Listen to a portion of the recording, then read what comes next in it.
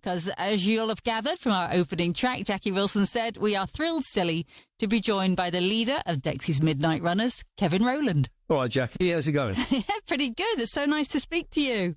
Ah, bless you. You too. Where in the world are we speaking to you at the moment? Where are you? I'm in East London. But you spent quite a while abroad in exotic climes, didn't you, in recent years? What was it that took you away from here then?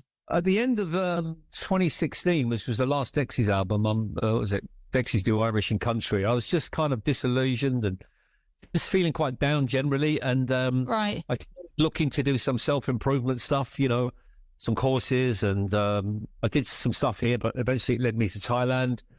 And I did some Tao and some Tantra stuff. And, you know, I'm just very much a beginner, but I don't want to make myself sound like an expert because I'm really not.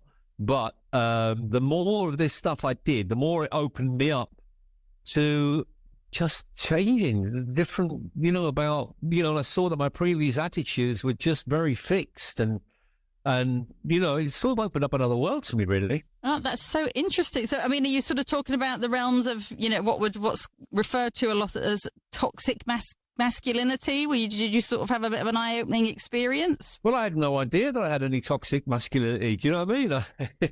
It was a... And would you say you did now, in retrospect? 100%. I didn't value women. I didn't make any real effort to understand them. You know, it was just, I mean, and I say that with shame because probably a lot of guys did, you know, and had a different view to me, but that's just how it was. I just grew up with a fixed view. Well, and obviously it's been radically changed through all that seeking, because the new album's called The Feminine Divine. Yeah. Like I said, when I was over, you know, doing these courses, first of all, you know, these like all this bodywork stuff and getting right into the body, and they were referring to women as goddesses. And the first one I was thinking, what? She ain't a goddess. But then the sort of kept doing it, and the pennies dropped. And I thought, actually, she is. And I really like that idea. I found that valuing them and seeing them as such kind of gave me a kind of a freedom which I hadn't really experienced before. Took all this pressure of trying to be, it wasn't just about the women, it was about my own masculinity and femininity. And it was just like, I've been trying to be this tough guy all my life because I got told, or I picked up a message somewhere along the line, that if you don't behave like that, you're going to get screwed over, you know. That's just like conditioning. That's amazing. That's quite a revelation to come at sort of, you know, at our time of life. Yeah, and it's a work in progress. Do you know what I mean? I don't want to sound like I've seen the light and I'm now this perfect person. Do you know what I mean? I'm not. I still have to work at things, and that conditioning goes back a long way. Oh, of course. But it definitely was an awakening. And the new single is on the new album. The album's The Feminine Divine. The new single is Coming Home. Well, obviously we'll play that, but tell us a little bit about that. Set that up for us. Yeah, well, the album, The Feminine Divine, it's got a narrative running through it. I didn't even intend it to be that way, but it just, we were working on it. I was just like, hang on a minute. If we put these songs in that order, it's going to be a story. So the first song, The Guy's in Denial, you know, the guy's just saying, yeah, if you touch my girlfriend, I'm going to beat you up. And I actually wrote that song 30 years ago. Second song, It's All Right, Kevin. He thinks, you know what? I don't really believe in that. That's not really who I am. Third song, I'm going to get free. He decides he's been wrong and he's going to break through. And now I'm going to get free.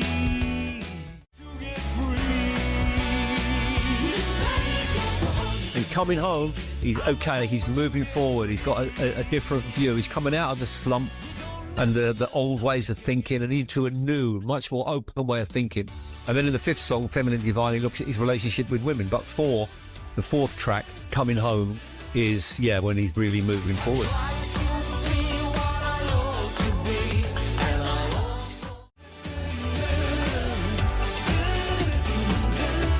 Coming Home, the joyous new single from Dexys. I love that. I think that's absolutely intriguing. And of course, you're gonna do live gigs, right, to support the new album? 100%. We're gonna do live gigs, and the first half of the show is The Feminine Divine from start to finish, and we're going to act it out. Basically, going to perform it in a theatrical way. We've got a female protagonist. Wow. Claudia Rack. Yeah, and so we're going to act the whole thing out. Yeah, that's the plan. I hope we can do it. Well, you sound like you're so enthused and so into it. Definitely, you got your mojo back, it sounds like. I have. I didn't even want to do music 6 years ago. I couldn't see me getting back into it, but I have. And long may it continue. I hope it does. Oh, absolutely. So let's just tell people where they can see you. You're going to sort of do a signing tour. Yeah, we're going to do a signing tour, and we're going to do performances in some record stores. Start 28th of July. That's the release date of the album. Oh, how fantastic! Well, listen, with your permission, we kind of started in the present moment. We like to step back through the mist of time a bit to get a sense of all those influences that you had musically. You know, from a very early age. Would you happen to remember the first single that you ever bought? Well, there was a couple of old 78s with the jumble sale when they didn't really work. You know, when we were like, I was about 6. So the first one I actually bought, my brother bought Benny Hill. That was the first record anyone in our family had. Benny Hill, My Baby's Got a Transistor Radio. Oh, right, okay.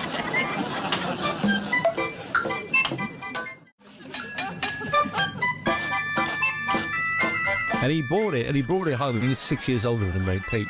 And he brought it home and he said, listen, we can listen to Benny Hill anytime we want. And I was thinking, right, but I don't want to listen to Benny Hill all the time. That was the only track we had. That was the only single we had. Oh my! That was it. So what was your first buy then? Okay, so then about when I was 8 years old, I was going to buy. I wanted to buy the Elvis track, Can't Help Falling in Love, and I'd been looking at it. It was for my birthday. I knew my birthday money was coming up, so I looked at it in the records store every day. Yeah, it's still there, it's still there. And then on my birthday, it wasn't there.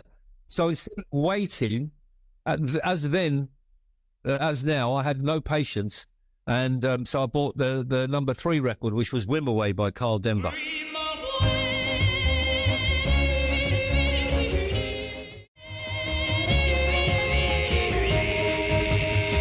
Out Bonkers is that track from 1961, Whim Away. It was a hit for the Carl Denver Trio, and we will be back with more great conversation from our special guest on the evening show tonight, Dexy's Kevin Rowland. That's next.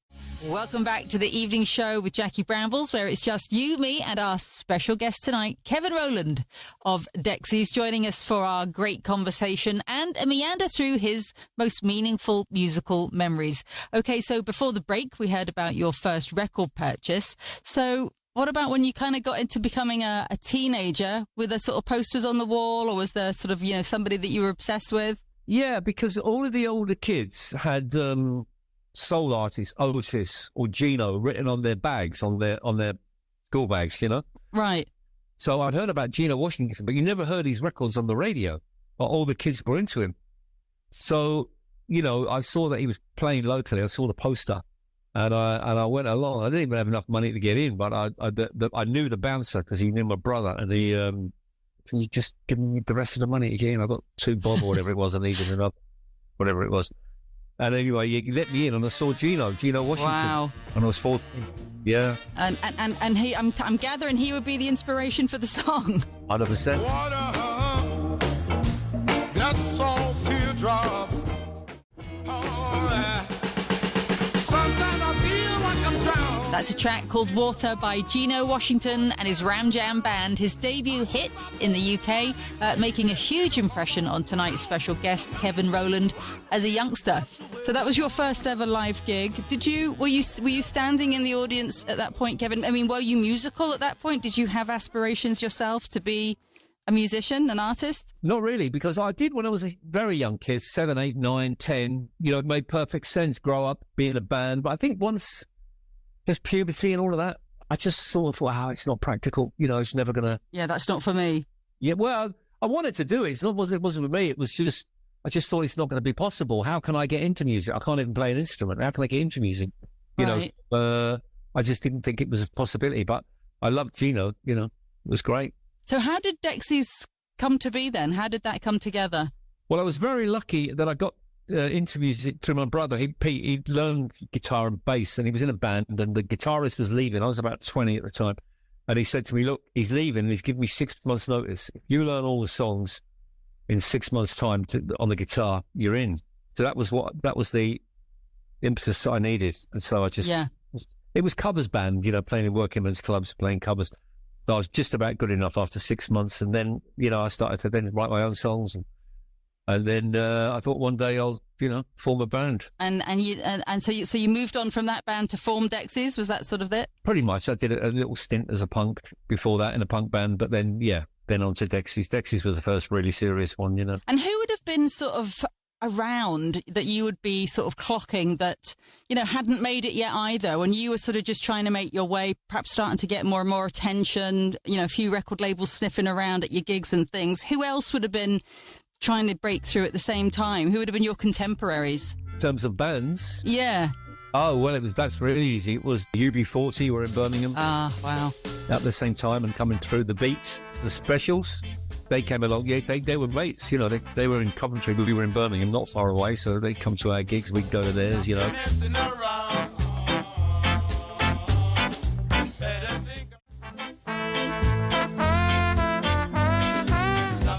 Number 10, in 1979, a message to you, Rudy, from the Specials, the Special aka contemporaries of Dexys Midnight Runners, also from the Midlands. You were fortunate to be sort of part of a generation of musicians, sort of, and you do get those geographic clusters, don't you? As you said, Birmingham, it happened in Sheffield, Liverpool, obviously, Glasgow. They sort of have these little moments of a real sort of deep theme of rich musical talent all coming through together.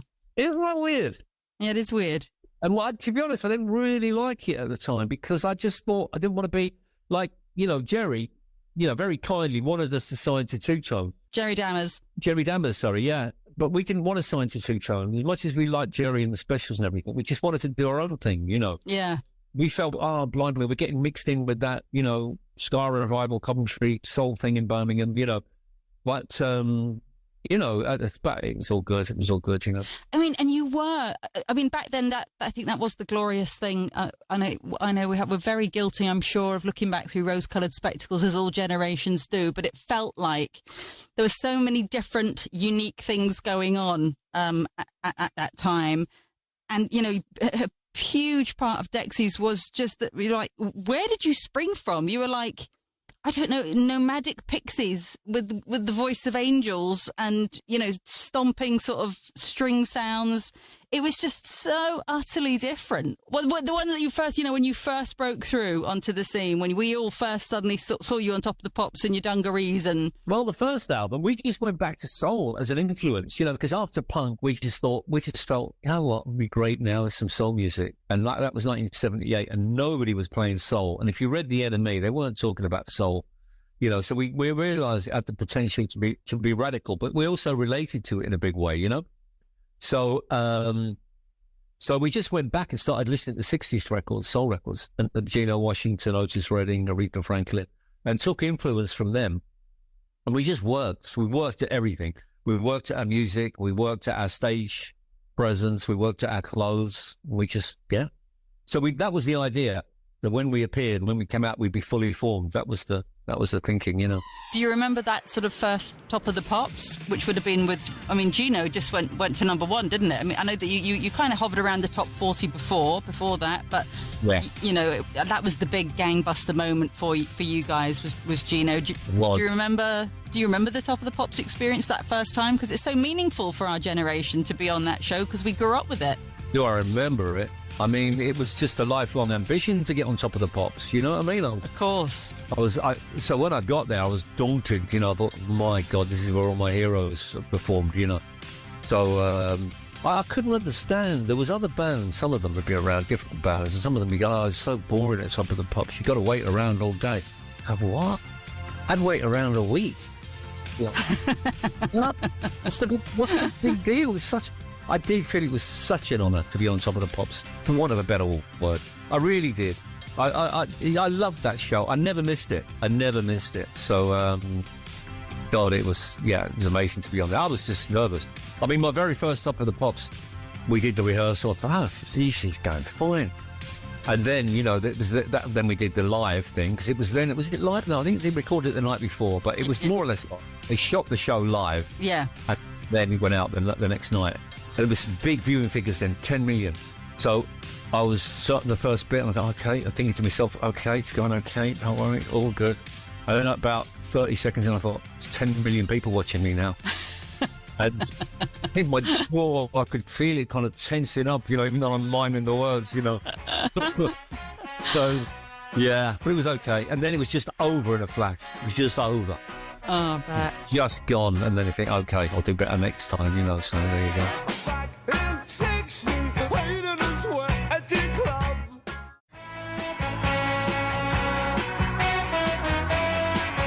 that was it. The breakthrough hit for Dexy's Midnight Runners got to number 1 in 1980. The brilliant Gino, a tribute to Gino Washington, the first live gig ever attended by our special guest from Dexy's, Kevin Rowland. Talk about inspiring. And we will continue our great conversation with Kevin next. Welcome back to the evening show with Jackie Brambles, and we are mid-great conversation with our special guest tonight from Dexy's. Kevin Rowland is here.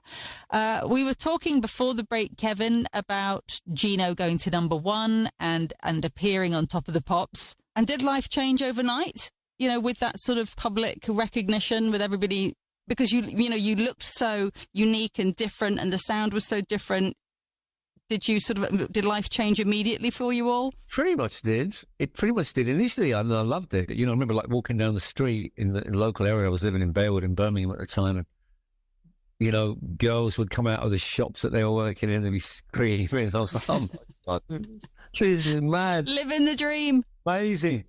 But then, like, you know, we went on a tour and the album wasn't out and all everybody knew was Gino. So everybody was chanting Gino all night. You know, we were trying to, so that was a bit tricky. But, Yeah. you know, then and it does. But then you get, you know, I'd be lying if I didn't say that, you know, whatever, success also brings problems with it. It's not all plain sailing. And then you've got to learn to deal with them, really. You know what I mean? It brings Of course. I always thought, I get successful.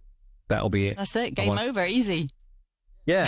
But, you know, it's great. I'm very grateful for it, but it brings a whole new load of problems that you've got to learn to deal with, and you've got to be equipped to deal with them, really. Did you sort of get, how much control did you have at that sort of peak, you know, red hot moment? Were you sort of whisked away to go and tour with somebody big in America? That sometimes happens, or put on somebody else's tour in the UK. What happened next? No, no, that would have been great, actually. But I think our management was quite inexperienced as well, really. And I said to the manager, okay, look, now that Gino's a success, we want to just work and just build on this success, just work us for the next 3 months or whatever. Yeah.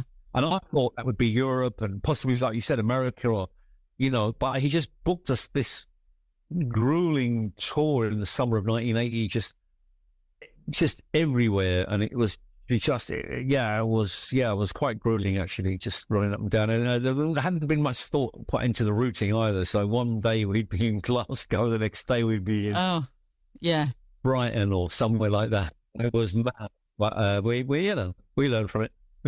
And sort of how did it sort of change your self-image of yourself as an artist, as a musician? Because, you know, one day you are aspiring to be amongst artists that you admire, and the next day they are your peers, you know, and you are having conversations with them over coffees in canteens at Top of the Pops or wherever it might be, or backstage at some show. Yeah. Did you ever get to have a lovely full circle moment with somebody that you'd admired? I kept myself pretty much to myself, really. I think I put on a big front, but I was very nervous and shy, and I didn't really feel I belonged, you know what I mean, or measured up with those guys. But the one big one, you know, was meeting Van Morrison, you know. Oh, of course. Yeah, you know, when I met him, and he was lovely. You know, he was just great, you know. Hey, where did we go? Days when the rains came.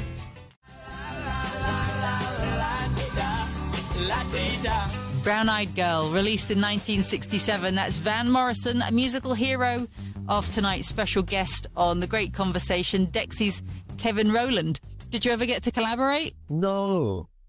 We asked him to, and he was going to, and he came down the studio. Because we covered on the second album, the one with Come On Eileen on it, we covered Jackie Wilson Said, which is it was released as a single, a Van Morrison song. So we said, look, we're doing that, and we should come down. And he went, yeah, okay. So he came down, and then he played it. We played it to him, and he said to me, to all of us, he said, what you're doing, that's an interpretation. It's an interpretation. It's not a cover. It's an interpretation. And we said, okay. And he said, and then he said, look, I can't add anything to that. You got it right there. So he's got that slightly American Northern Ireland accent, which I'm trying to. And then, and I said, well, you know, we said, oh, well, that's just a guide vocal. That's just a guide vocal, man. And he went, no, that's not the guide vocal. That's the vocal. Yeah, yeah. Very good. Yeah. Yeah. So we said we'd leave it in. And then I said to the engineer afterwards, well, the producer, Alan, I said, did you catch him on the tape? Did you have that, him saying it's an interpretation? And he went, oh, no. And I thought, oh, that would have been great. You know what I mean? We could have started on the track. But, yeah, so he came down, you know, but we didn't really record anything. How about in terms of all the many gigs that followed? Because, you know, you were in the charts for a long time, and obviously traveling and touring endlessly. It's a tough, difficult, awful question to ask anyone, but is there a particular gig that stands out in your mind as significant or meaningful, you know, for good or not so good reasons? No, I think for good. I preferred good. You know, when we came back in 2012 with the album One Day I'm Gonna Soar, yeah, and then we did some shows, and similar to what we're going to do with this album this year on the shows, we acted the songs out, and eventually we held it down to 2013. We decided to play theatres, and we did a 9-night run at the Duke of York in London. Right.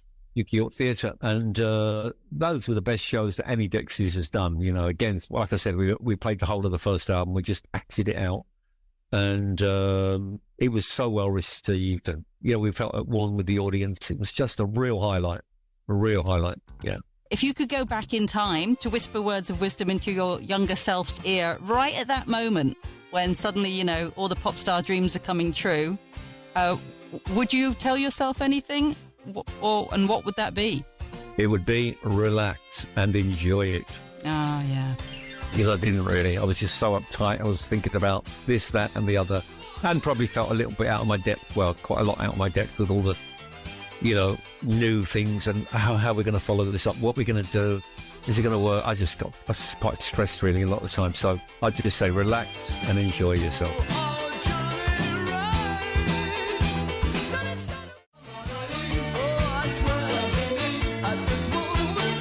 Come on, Eileen, Dexys Midnight Runners. It's just the best, most joyful and exciting, unique track, isn't it? Got to number 1 in 1982.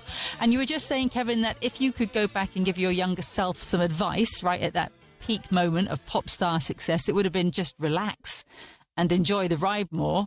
What about a most valuable life lessons? I mean, they do tend to reveal themselves in the darkest of times. It's not usually, we don't usually get many revelations when we're on top of the world. What about for you? What have the big ones been for you, if you're prepared to share them? Well, like I talked about, the attitude towards women, that was a big one. But there's been others. The world doesn't revolve around me. That's a bit of a one, you know. That really, and the other thing is that, you know, being a singer, a songwriter, a performer, Kevin Rowland, you know, of Dexys, the singer on stage, is what I do. It's not who I am. Yeah, it's not who I am, you know. And I even found myself, like, because I used to sort of, if I was around people and they'd recognize me, I found myself, I used to kind of go into some kind of an act. And I thought, what are you doing? What are you doing? You know, but it is trying, because what happens is, people have a perception of you, your audience anyway, fans have a perception of you, and it's quite easy to just sort of go into that.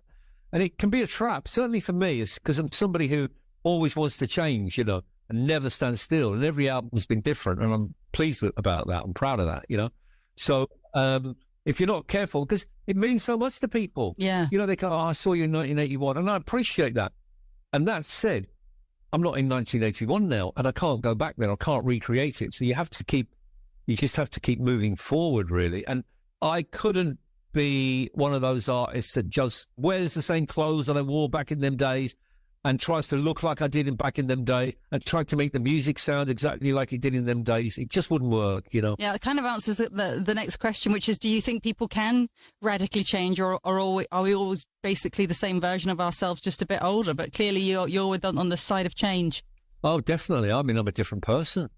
I'm a different person to what I was 40 years ago. Thank God. Well, it is inspiring to hear you talk about those personal developments, Kevin, which brings us nicely to our final question of the hour, where we ask you to pick the last track that we're going to play tonight with you, and the parameters are that it has to be a hit of the 70s, 80s or 90s, and a song that inspires, uplifts or comforts you time after time. What would that song be for you? Sometimes when I'm practicing my singing or warming up or something, Yeah. there's a song called Just the Way You Are. Now, from the 80s, and it was written by Billy Joel. Oh, yeah, of course. But there's a version I like better by Barry White. I just think he really nails it. And I must admit, I often get on the karaoke on YouTube on that one. Do you? Yeah, and just sing it. And I just think sometimes it brings me to tears. It's such a beautiful song. You know, I love you just the way you are. No need to change, you know. It's just love. Yeah. Don't change it, trying to please me. Work that hard, no love. Just the Way You Are, written by Billy Joel, who had a hit with it, but it was covered even more successfully just a few months after that by Barry White when it got to number 12 in the UK charts. And it is the version chosen by tonight's special guest on The Great Conversation, Dexy's Kevin Rowland. What a pleasure it's been chatting with you, Kevin. I'm just so excited to have you on the show, and thank you so much for taking the time and being so open. Thank you. Thanks for having me, Jackie. It's a pleasure. Kevin Rowland, inspiring stuff.